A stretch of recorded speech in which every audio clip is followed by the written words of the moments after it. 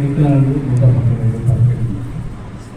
నీ సేవకుడనైన నేను దొరుకుతున్నట్లు నా ఎడల నీ దయారసము చూపుము. నీ వాక్యాన్ని బట్టి నేను నడుచుకొందును.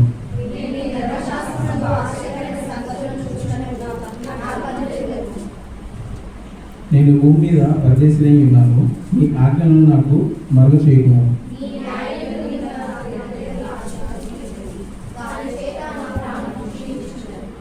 గర్విష్ఠులను నీవు గర్వించుచున్నావు, నీ ఆజ్ఞలను విడిచి తిరుగువారు శాపగ్రస్తులు.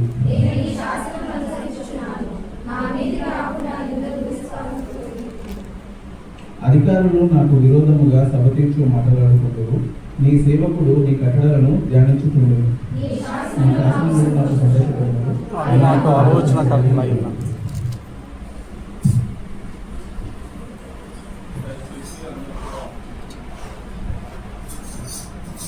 వాళ్ళు అక్కడ కూర్చొని ప్రార్థన పూర్వకంగా దేవుని యొక్క మాటలు విందాం.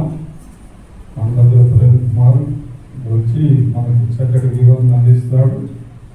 మనమందరం కూడా ప్రార్థన పూర్వకంగా దేవుని మాటలు విందాం.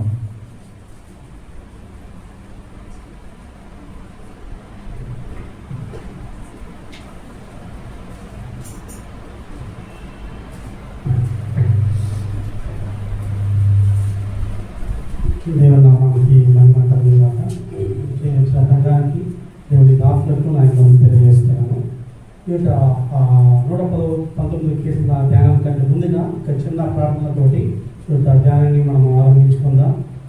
పరమందు వాసీనమైన మా తండ్రి, మహోన్నతుడ, మా రాజా యేసుక్రీస్తు ప్రభువా, సర్వాధికారి, సర్వ సృష్టికర్త, సర్వోన్నతుడైన మా దేవ, ఈ యొక్క వేదాలలో తండ్రి ప్రభావ మందిరంలో చేరి వచ్చి ఈ 119 కీర్తన ప్రభావ 17 నుండి 24 వరకు మేము ధ్యానం చేస్తుండగా మీకు ఆకాశ వాక్యంకి మాతో మీరు మాట్లాడమని నన్ను మీకు శుభవార్తను బయటపరచుకొని ఇన్స్ట్రుమెంట్గా మాకు మేము వాడుకున్న నిమిత్త ప్రభావమైన గర్జనను జ్ఞానం లేని వాడిని తండ్రి నన్ను తప్పని ఖాళీ చేసి వాక్యం ద్వారా నీవే మాతో మాట్లాడుతున్నామని వాక్యమైన యేసు నామమున అడిగి వేడుకుంటున్నాము తండ్రి. ఆమేన్. ఈ చదువుకున్న ఈ 119 కీర్తన ఇది దేవుడి గ్రంథంలో ఉండే అన్ని గ్రంథాల కంటే ఒక పెద్ద అధ్యాయంగా మనం చూస్తున్నాం. అనేకమైన అధ్యాయాలు, అనేకమైన పుస్తకాలు కూడా ఈ యొక్క అధ్యాయం కంటే తక్కువ వచ్చిన కలిగిన పుస్తకాలు దేవుడి గ్రంథంలో ఉన్నవి. అయినప్పటికీ ఈ 119 కీర్తనని దేవుడు ఒక ప్రత్యేకమైన కీర్తనగా మనకు అందిస్తున్నట్టుగా చూస్తాము. నేను అంటాను, ఈ యొక్క కీర్తనని ఈ 176 వచనాలతో దీన్ని ప్రత్యేకపరిస్తే దీని అమరికను, దీని ఏర్పాటును, దీని అరేంజ్మెంట్ని, దీన్ని ఈ 119 కీర్తనని పక్కన పెడితే కీర్తనలు అసంపూర్తిగా మిగిలిపోతాయని, అంత మాత్రమే కాకుండా దేవుని వాక్యం గురించి వ్రాయబడిన ఒక అద్భుతమైన కీర్తన గ్రంథంలో ఉండకుండా అది దేవుడు, పరిశుద్ధాత్మ దేవుడు అటువంటి కార్యము చేయకుండా 119 కీర్తనని అద్భుతమైన రీతిగా తన అరేంజ్మెంట్ని మనం చూస్తాము. ఈ 150 అధ్యాయాలు కలిగిన కీర్తన గ్రంథంలో ఇది 119 కీర్తనని ఒక పెద్ద కీర్తనగా మనం చూస్తాం. ఇక్కడ ఇప్పుడు మనం చదువుకున్న ఈ 17 నుండి 24 వరకు ఉన్న ఈ 8 వచనాలు మనం గమనించినట్లయితే ఈ 8 వచనాల్లో ఇక్కడ ఏం చూస్తామంటే మనం ఇక్కడ ఈ 8 వచనాల్లో 2 భాగాలుగా ఇది డివైడ్ చేయబడింది. ఈ 8 వచనాలు కూడా 2 భాగాలుగా డివైడ్ చేయబడినాయి. ఏ విధంగా డివైడ్ చేయబడ్డదంటే 17, 18, 19, 20 వచనాలు మనం చూసినట్లయితే దేవుని వాక్యాన్ని ప్రేమించువారు, దేవుని వాక్యం కోసం జీవించేవారు, దేవుని వాక్యం ద్వారా జీవించేవారు, దేవుని వాక్యం ద్వారా వెలిగింపబడిన కీర్తనకారుడు, దేవుని వాక్యము ద్వారా తన ఒంటరితనాన్ని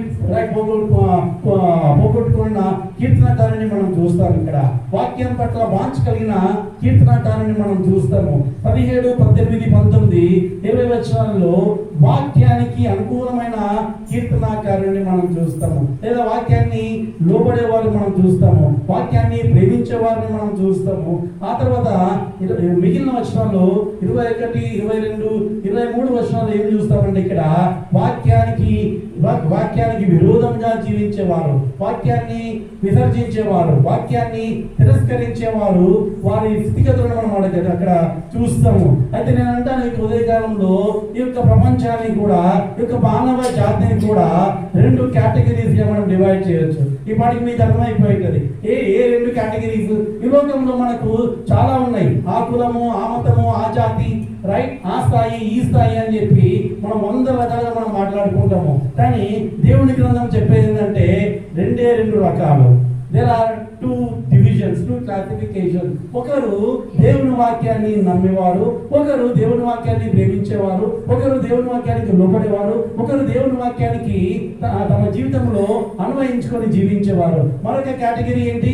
దేవుని వాక్యానికి దూరంగా వెళ్ళిపోయేవారు. Now there are only 2 divisions in this world. ఈ మానవ జాతిని 2 రకాలుగా మనం డివైడ్ చేస్తే, ఒకరు దేవుని వాక్యాన్ని ప్రేమించేవారు, మరొకరు దేవుని వాక్యాన్ని తిరస్కరించేవారని ఈ యొక్క కీర్తనలో 8 అధ్యాయాలు మనతో మాట్లాడుతున్నాయి. అయితే దేవుని వాక్యము ఎలాంటిది? దేవుని వాక్యం సత్యం వంటిది, దేవుని వాక్యము అగ్ని వంటిది, దేవుని వాక్యము నీరు వంటిది, దేవుని వాక్యము అద్దం వంటిది. ఇవన్నీ మనం చూస్తూ ఉన్నాం కదా.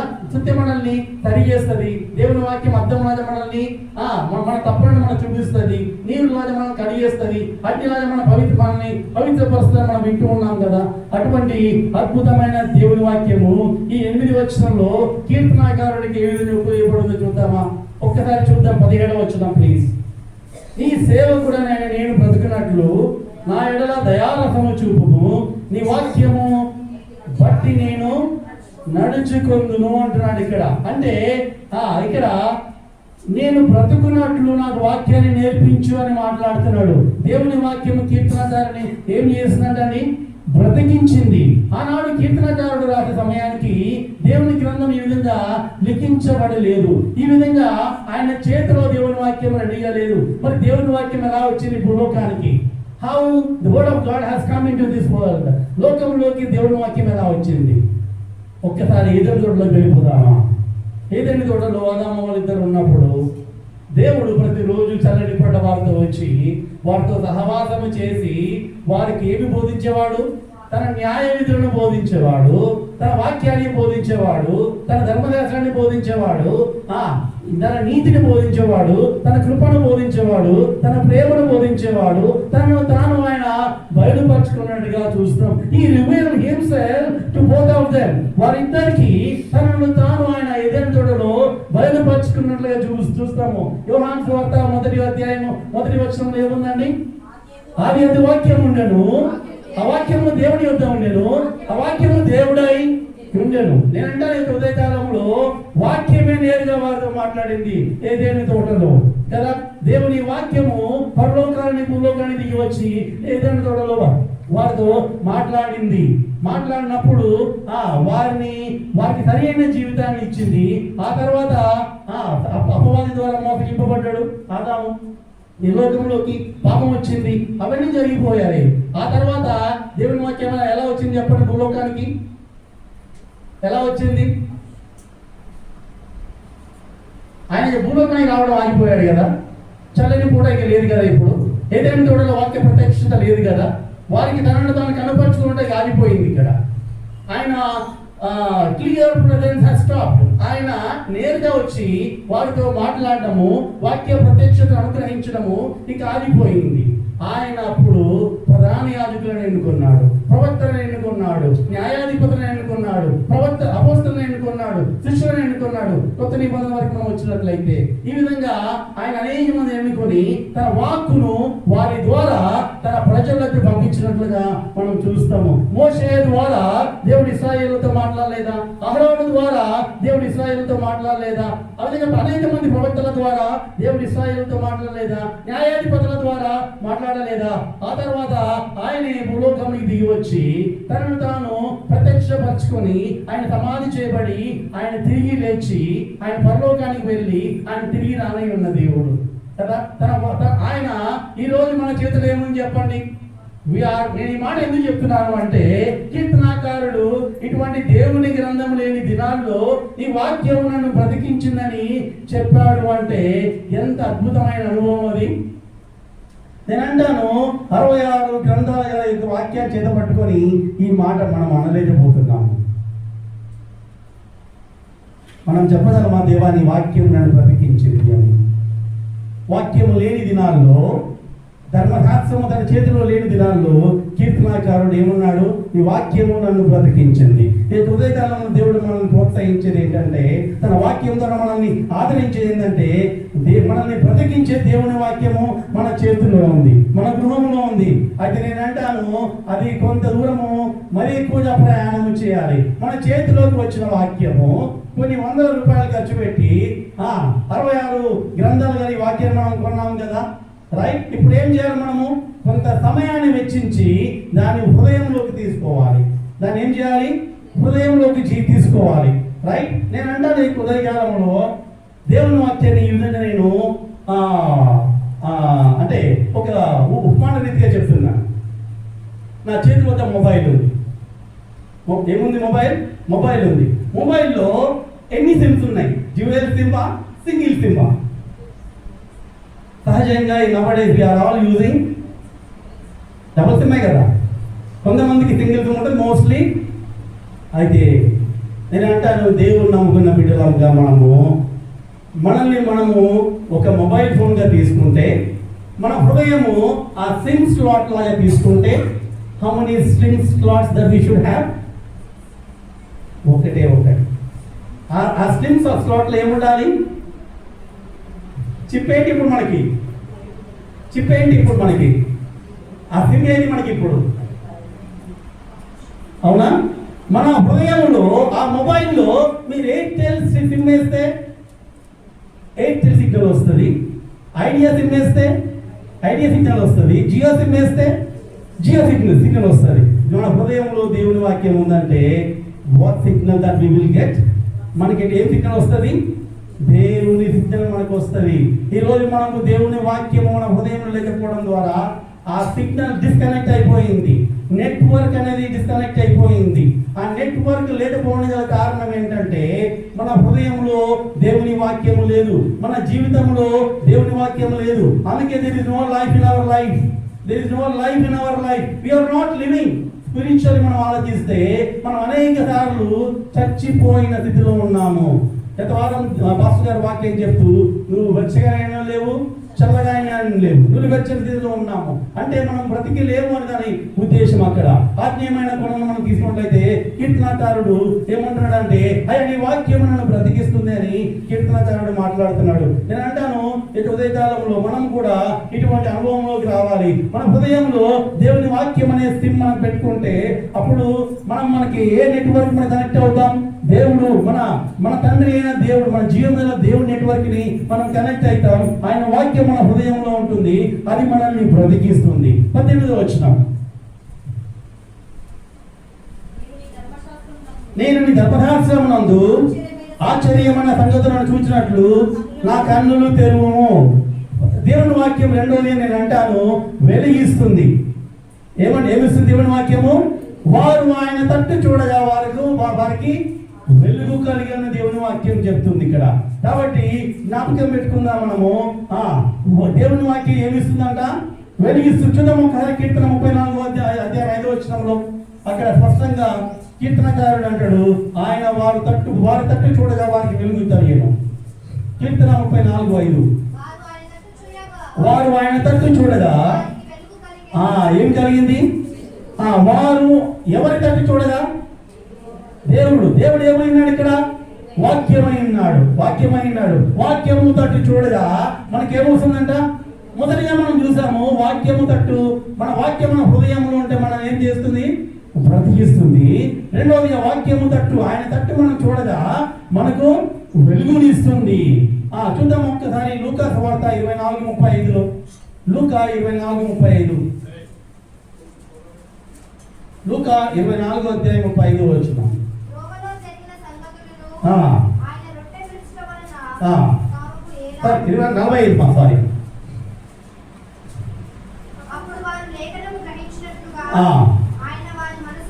మనస్సును తెరచెను, వారి కన్నులు తెరవబడ్డాయి. దేనికి తెరవబడేవారు వారి కన్నులు? వాక్యము తెలుసుకున్నట్లుగా. మనం కూడా వాక్యము తెలుసుకున్నట్లుగా ఈ యుగ సంబంధమైన దేవత మన మనోనేత్రములకు గుడ్డితనము కలుగ చేయగా దేవుడు తన రక్తము ద్వారా మనల్ని విమోచించాడు. కాబట్టి ఆ గుడ్డితనము పోయి మనకేమి రావాలంట? వెలుగు రావాలి. ఇక్కడ ఉన్న వాళ్ళంతా కూడా వెలుగులో ఉండాలని నేను అనుకుంటాను. ఇంకెవరైతే రాలేదు దేవుడు వాళ్ళతో మాట్లాడుతున్నాడు. మనం వెళ్ళిపోదాం త్వరగా 19 వచ్చినాం. నేను భూమి మీద పరదేశినై ఉన్నాను, నీ ఆజ్ఞలను నాకు మరుగు చేయకుము అంటున్నాడు. ఇక్కడ కీర్తనకారుడు ఏమంటాడంటే, దేవా నేను ఒంటరిగా ఉన్నాను అని మాట్లాడే సమయంలో నీ ఒంటరివి కాదు, నీతో నేను ఉన్నాను, నీలో నేను ఉన్నాను, నిన్ను నా అరచేతిలో చెక్కి ఉన్నానని కీర్తనకారుడితో దేవుడు మాట్లాడిన దేవుడు. ఈరోజు భూమికి పునాదులు వేయబడక ముందే, జగదుత్పత్తికి ముందే ఆయన నిన్ను ఏర్పాటు చేసుకున్నాయన. నీ తల్లి గర్భంలో నేను పుట్టింపక మునిపే ఆయన నిన్ను ఏర్పాటు చేసుకున్నాడు. ఆయన అరచేతిలో నీవు ఉన్నావు. ఎక్కడ ఉన్నావు నీవు? ఆయన అరచేతిలో ఉన్నావు. అంత మాత్రమే కాకుండా ఆయన ఏర్పాటులో, ఆయన ఉద్దేశంలో నీవు ఉన్నావు. నీవు పరదేశివి ఈ లోకంలో మాత్రమే, కానీ ఆయన నీతో ఉన్నాడు. మనం పరదేశం కదా, పాడబడతాం కదా. మనది ఈ దేశం మనది. మన జీవనానికి, మన జీవన ప్రయాణంలో నివాసానికి మనము కొంత ఆస్తిని కలిగి ఉంటాం, కొంత ఇంటిని కలిగి ఉంటాం, కానీ ఇవన్నీ కూడా అశాశ్వతము. శాశ్వతము పరలోకానికి మనం వెళ్తాము. మన పౌరస్థితి ఎక్కడ ఉందంట? పరలోకంలో ఉంది. అది దేవుని నమ్ముకుంటే నీవు పరదేశివిగా ఉండవు. ఎక్కడికి వెళ్తావు? పరలోకానికి కొనుకోబడతావు. ఈ లోకము తర్వాత, మరణించిన తర్వాత, మరణము తర్వాత జీవితంలో నీవు నిత్యత్వము ఆయనతో కూడా ఉండబోతావని దేవుడు మనతో మాట్లాడుతున్నాడు. కాబట్టి దేవుని వాక్యం మనకి జీవాన్ని ఇస్తుంది, బ్రతికిస్తుంది. దేవుని వాక్యం మనకి వెలుగునిస్తుంది. అంత మాత్రమే కాకుండా పరదేశం నుండి పరలోకానికి కొనిపోతుంది దేవుని వాక్యము. కాబట్టి దేవుని వాక్యాన్ని ఆయన అక్కడ రెండో లైన్ చూద్దాం. అక్కడ నీ ఆజ్ఞలను నాకు మరుగు చేయకు అంటాడు. దేవుడు అంటాడు, అబ్రహాము నా స్నేహితుడికి నా విషయాన్ని, నా వాక్కు నిన్ను మరుగు చేయుదునా అంటాడు. అటువంటి అనుభవంలోకి మనం కూడా రావాలని దేవుడు మనతో మాట్లాడుతున్నాడు. ఇక ఉదయకాలంలో దేవుడు మనతో మాట్లాడేది ఏంటంటే, నువ్వు బ్రతకాలంటే, నీకు వెలుగు రావాలి అంటే, నీ పరలోకం చేరాలంటే దేవుని వాక్యమే మార్గం, దేవుని వాక్యమే నీకు ఆధారం. కాబట్టి ఒకసారి 20వ వచనం చూద్దామా. నీ న్యాయ విధుల మీద నాకు ఎడతగని ఆశ కలిగి ఉన్నది. దేవుని వాక్యం పట్ల వాంఛ కలగాలంటే అగైన్ మనకి ఏమి కారణమవుతుంది? వాక్యమే కారణమవుతుంది. వాక్యం పట్ల వాంఛ కలిగించునని దేవుని వాక్యం మనతో మాట్లాడుతుంది. ఏమి మనకు వాంఛ కలిగిస్తుంది? వాక్యమే. వాక్యం పట్ల మనకి ఏమిస్తుంది? వాంఛ కలిగిస్తుంది. చూడండి, 4 విధాలుగా దేవుని వాక్యం మనతో మాట్లాడుతుంది. దేవుని వాక్యం మనల్ని బ్రతికిస్తుంది, దేవుని వాక్యం మనకు వెలుగునిస్తుంది, దేవుని వాక్యం మనల్ని పరలోకం తీసుకెళ్తుంది, దేవుని వాక్యము ఆయన వాక్యం పట్ల మనకు వాంఛ కలిగిస్తుందని దేవుని వాక్యం మనతో మాట్లాడుతుంది. మనం కొత్తగా వెళ్ళిపోదాం. 21వ వచనం చూద్దాం ఒక్కసారి.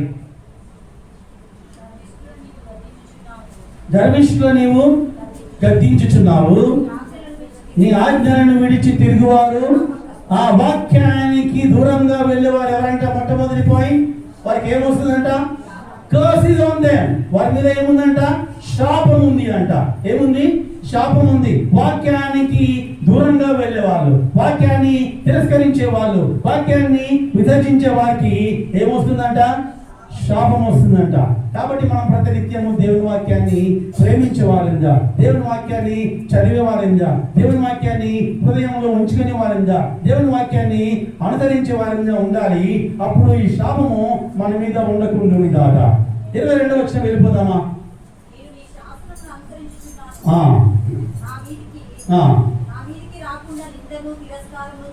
నేను నీ శాస్త్రం అనుసరించున్నాను, నా మీదికి నింద రాకుండా తిరస్కారము తొలగింపు. రెండవదిగా మన మీదికి ఏమొస్తాయి అంటే, దేవుని వాక్యానికి దూరంగా పోతే నిందలు వస్తాయి. మనకి ఏమొస్తాయి? నిందలు వస్తాయి. ఆ నిందలు రావడం ద్వారా ఏమొస్తుంది మనకు? చూడక తిరస్కారం వస్తుంది. దేవుడు మనం తిరస్కరిస్తారు. లోకం తిరస్కారం మనకు అవసరం లేదు, కానీ దేవుని తిరస్కారము చాలా భయంకరంగా ఉంటుంది. కాబట్టి మనము దేవుని వాక్యాన్ని ప్రేమించే వారంగా మనం ఉండాలి. కాబట్టి దేవుని వాక్యాన్ని మనం తిరస్కరిస్తే మనకి ఏమొస్తుందంట? నిందలు. 23వ వచనం చూద్దాం ఒక్కసారి. అధికారులు నాకు విరోధంగా సభ తీర్చి మాట్లాడుకొందురు, నీ సేవకుడు నీ కట్టలను ధ్యానించుచుండును అని మనం చూస్తాం ఇక్కడ. అంటే దేవుని వాక్యం దూరంగా పోతే మనకి ఏమొస్తుందంట? డేంజర్. ఏమొస్తుంది? ప్రమాదం వస్తుందంట. 21వ వచనం మనం చూస్తాము, శాపం మనల్ని వెంటాడుతుంది. 22వ వచనం మనం చూస్తాము, నిందలు మనల్ని వెంటాడుతాయి. 23వ వచనం మనం చూస్తాము, ప్రమాదం మనల్ని వెంటాడుతుంది. అంటే నీకు వ్యతిరేకులు సమకూర్చబడతారు, నీకు వ్యతిరేకంగా అనేకమైన కార్యాలు జరుగుతాయని, నీకు అది ప్రమాదమని దేవుని వాక్యం మనతో మాట్లాడుతుంది. కాబట్టి జ్ఞాపకం చేసుకుందాం, మనం దేవుని వాక్యాన్ని దూరంగా పోక దేవుని వాక్యాన్ని ప్రేమిస్తాం.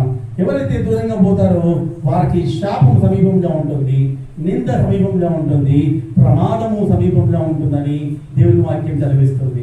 కాబట్టి ఈ ఉదయకాలంలో కీర్తనకారుని ద్వారా మనం మాట్లాడే విషయం ఏంటంటే, దేవుని వాక్యాన్ని మనము ప్రేమించే వారంగా ఉండాలి, దేవుని వాక్యాన్ని మన హృదయంలో ఉంచుకునే వారంగా ఉండాలి. అయితే దేవుని వాక్యం ఇవన్నీ చేసుకుంటే ఇవన్నీ బాగానే ఉంది. అసలు దేవుని వాక్యం ఏం చెప్తుంది? ఇక్కడే ఉంది. దేవుడు ఆత్మగా ఉంటే ఆయన ఆరాధించేవారు ఆత్మతోనూ సత్యముతోనూ ఆరాధించాలి. ఆత్మ మన పరిశుద్ధాత్మ దేవుడిని కలిగి మనం ఆరాధిస్తాం. ఇక్కడికి వచ్చి ఒక నిమిషం ఆలోచిద్దామా? సత్యముతో దేవుడిని ఆరాధించాలి. How many of us are really truly worshiping God? సత్యముతో మనం దేవుణ్ణి ఆరాధిస్తున్నామా? సత్యముతో దేవుణ్ణి ఆరాధించడం అంటే ఏంటంటే, దేవుని వాక్యాన్ని మన హృదయంలో కలిగి ఉండి, దేవుని వాక్యాన్ని మనం ప్రేమిస్తూ, దేవుని వాక్యాధారాన్ని మన జీవితం కలిగి ఉండి, అప్పుడు మనం ఆరాధిస్తే దేవుని అది సత్యముతో కూడిన ఆరాధన, లేకపోతే పెదవులతో కూడిన ఆరాధన బయటకు వస్తుంది.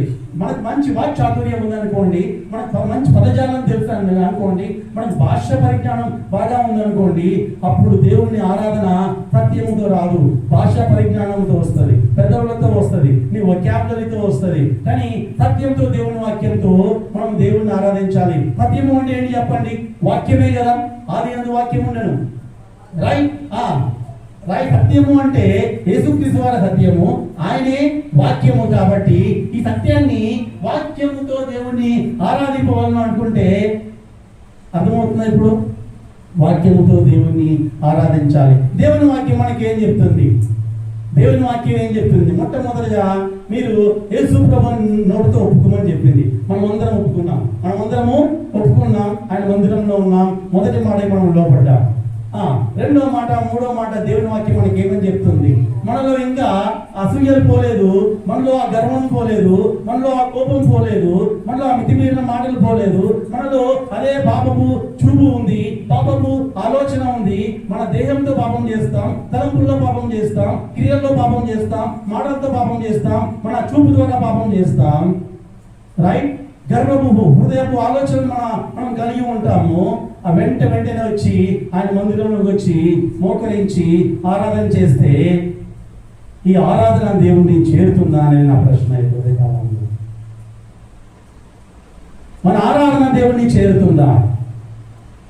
మన హృదయంలో అదే గర్వం ఉంది. నేను అంటాను, మన గర్వము యాక్షన్లకు ఎలా వస్తుందో చెప్తాను చూడండి. మన గర్వం యాక్షన్లకు ఎలా వస్తుందో అంటే, ఒక వ్యక్తి తన హృదయంలో గర్వం ఉందంటే తన కాలు లేస్తుంది. ఒక వ్యక్తి తన హృదయంలో గర్వం ఉంది అంటే తన చెయ్యి లేస్తుంది. ఒక వ్యక్తి తన హృదయంలో గర్వం ఉందంటే తన మాట లేస్తుంది. ఒక వ్యక్తి తన హృదయంలో గర్వం ఉందంటే తన చూపు లేస్తుంది. కాబట్టి మన యాక్షన్స్ ఏంటి? కాలితోని గర్వాన్ని చూపిస్తున్నావు, చేతితోని గర్వాన్ని చూపిస్తున్నావు, మాట ద్వారా నీ గర్వాన్ని చూపిస్తున్నావు. రైట్? గర్వమే కాదు, అసూయ చూపిస్తున్నావు. ఇవన్నీ మనం చేస్తూ దేవుని మందిరంలోకి వచ్చి, దేవా నిన్ను ఆరాధిస్తున్నానయ్యా, నీకు స్తోత్రం అయ్యా, నీకు కృతజ్ఞత అయ్యా అంటే ఎంత సిగ్గు లేని ఆరాధన అంట. నేను ఉదయకాలంలో అది దేవుడు మనకు చెప్పే వాక్యం ఏంటంటే, ఆయన వాక్యము చెప్పే ఏంటంటే, సత్యముతో ఆరాధించమని దేవుడు మనతో మాట్లాడుతూ ఉంటే, మనము సిగ్గు విడిచి ఆయన మందిరంలోకి వచ్చి మన పాప జీవితాన్ని కలిగి పెట్టి, మన పాపం మన హృదయంలో తలంపులో హృదయంలో పాపంతో నిండిపోయి మనము ఆయన్ని నోటి ద్వారా ఆరాధిస్తూ ఉంటాం. ఈ ఆరాధన అవసరమా దేవుడికి? ఇటువంటి ఆరాధన ఆయనకి అక్కర్లేదండి. ఆయనకు హృదయపూర్వకంగా ఆరాధన కావాలి. ఆయన్ను ప్రేమించే వారి ఆరాధన ఆయనకు కావాలి. ఆయన మాటకు లోబడే వారి ఆరాధన ఆయనకు కావాలి. ఆయన వాక్యాన్ని హృదయంలో కలిగి ఉండి పాపానికి దూరంగా ఉండేవారి ఆరాధన ఆయనకు కావాలి. ఈ ఉదయకాలంలో దేవుడు మనల్ని ప్రేరేపిస్తున్నాడు. ఒక్కసారి ఆయన మందిరంలో మోకరిద్దాం. అందరం ఒక్కసారి let us bow kneel down in his presence. అందరం ఒక్కసారి ఆయన మందిరంలో మోకరించి, దేవా మనల్ని మనం సరి చేసుకుందాం. దేవా ఈ సత్యముతో ఆరాధించడానికి ఈ ఉదయకాలంలో నీవు నాతో మాట్లాడుతున్నావయ్యా. ఈ వాక్యముతో నన్ను ప్రోత్సహించావు దేవా. ఈ వాక్యంతో నన్ను ప్రేరేపించావు దేవా. సత్యముతో నేను ఆరాధించాలని నీవు నాతో మాట్లాడేవు దేవా. కాబట్టి అరికాల నుండి నడేంత వరకు నా దేహంలో ఉన్న ప్రతి పాపాన్ని నేను ఒప్పుకుంటున్నానయ్యా. కాబట్టి నేను హృదయానుసారంగా లోతైన ఆరాధన భావంతో నిన్ను అనుభవపూర్వకంగా నిన్ను ఆరాధించడానికి నాకు అటువంటి యోగ్యత అనుగ్రహించు అయ్యా అని మొరపెడతామని మందిరంలో. అటువంటి యోగ్యత మనకు కావాలి. యోగ్యతముగా ఆయన మందిరంకు వచ్చి యోగ్యతతో మనము దేవుణ్ణి ఆరాధించాలి. ఆత్మపూర్వకమైన మనము దేవుణ్ణి ఆరాధించాలి. సత్యముతో దేవుణ్ణి ఆరాధించాలి. హృదయంలో ఆయన వాక్యాన్ని కలిగి ఉండి ఆరాధించాలి. అనుభవపూర్వకమైన ఆరాధన మనం చేయాలి. ఎప్పుడైతే ఇటువంటి ఆరాధన మనం చేస్తామో అప్పుడు మన ఆరాధన ఆయన సన్నిధిని చేరుతుంది. మన బలి, మన హృదయార్పణలు, మన జీవాఫలములు, మన స్తోత్రార్పణలన్నీ కూడా ఆయన స్తుతి సింహాసనం మీద ఉన్న ఆ దేవుణ్ణి చేరుతాయి. అప్పుడు దేవుని నామానికి మహిమ కలుగుతుంది. దేవా మాట్లాడుతున్నావు దేవా, నా హృదయాన్ని ఖాళీ చేయి. నాలో ఉన్న పాపపు ఆలోచన తొలగించు అని మొదలు పెడదాం. దేవా నా తలంపులను ఖాళీ చేయి. నాలో ఉన్న గర్వాన్ని తొలగించు. నాలో ఉన్న అసూయను తొలగించు. నాలో ఉన్న తన కోపాన్ని తొలగించు. నాలో ఉన్న నోటి మాటలను తొలగించు. నాలో ఉన్న పాపాన్ని తొలగించు. నాలో ఉన్న చూపు యొక్క పాపాన్ని తొలగించు అని మొదలుపెట్టుకుందాం. మనల్ని మనం సరి చేసుకుందాం. ఎప్పుడైతే మనల్ని మనం సరి చేసుకుంటామో అప్పుడు మన హృదయంలో వచ్చే ఆరాధన ఆయనను చేరి ఆయనకి సంతోషకరంగా, ఆయనకి ప్రీతికరంగా, ఆయనకి మహిమకరంగా మన ఆరాధన ఉండబోతుంది. కాబట్టి భౌతికంగా వచ్చి ఆయన మందిరంలో మోకాల మీద ఉండి నోటికి వచ్చిన పదజాలంతో ఆయన ఆరాధించడం కాదు, సిద్ధపాటుతో కూడిన ఆరాధన. ఆయనను హృదయంలో అనుభవపూర్వకమైన ఆరాధన మనము కలిగి ఉండాలని దేవుడు మనతో మాట్లాడుతున్నాడు. ఈ యొక్క హృదయకాలంలో ఆయన మందిరంలో చేరిన మనము మన హృదయం నిండా ఆయన నింపుకొని, దేవా నీవు నా కోసం మరణించావయ్యా, నీవు నా కోసం సమాధి చేయబడ్డావయ్యా, నీవు నా కోసం తిరిగి లేచావయ్యా, నువ్వు తిరిగి రానే ఉన్న దేవుడు అయ్యా అని చెప్పి ఒక్కసారి ఆయన చేసిన పర్యాయాన్ని జ్ఞాపకం చేసుకొని మన పాపాలను ఒప్పుకుంటూ ఆయన ఆరాధిద్దాం. అప్పుడు దేవుని నామానికి మహిమ ఘనత కలుగును గాక. దేవుడి వాక్యాన్ని దీవించును గాక.